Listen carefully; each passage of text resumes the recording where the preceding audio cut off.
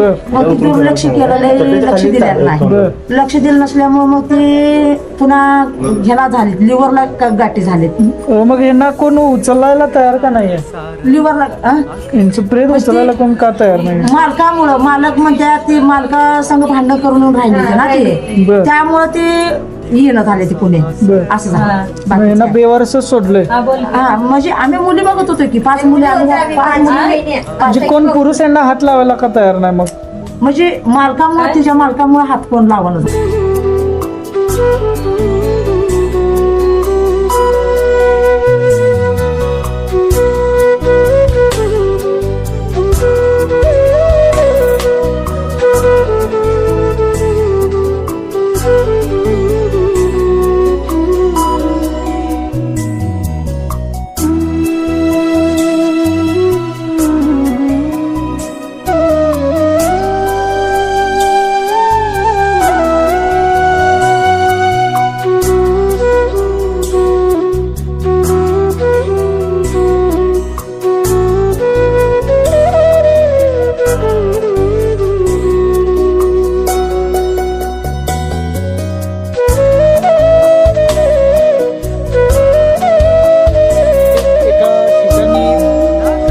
एका ठिकाणाहून आम्हाला एक कॉल आला आणि तो कॉल असा होता की त्या ठिकाणी अज्ञात एक महिला एका घरी मयत होऊन पडलेल्या होत्या आणि मयत होऊन पडलेल्या होत्या, तर तिला ती प्रेत शिवायला कोणी तयार नव्हतं.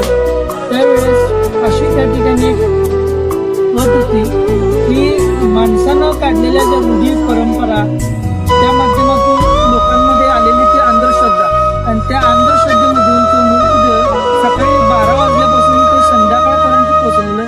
त्यावेळेस आम्हाला कॉल आला आणि त्या ठिकाणी तातडीने पोहोचलो आणि त्या गोष्टीची दखल घेतली.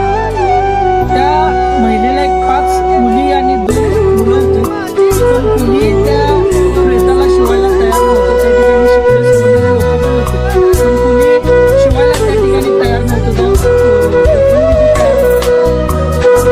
अंत्यसंस्कार करायला त्या ठिकाणी तयार नव्हतं.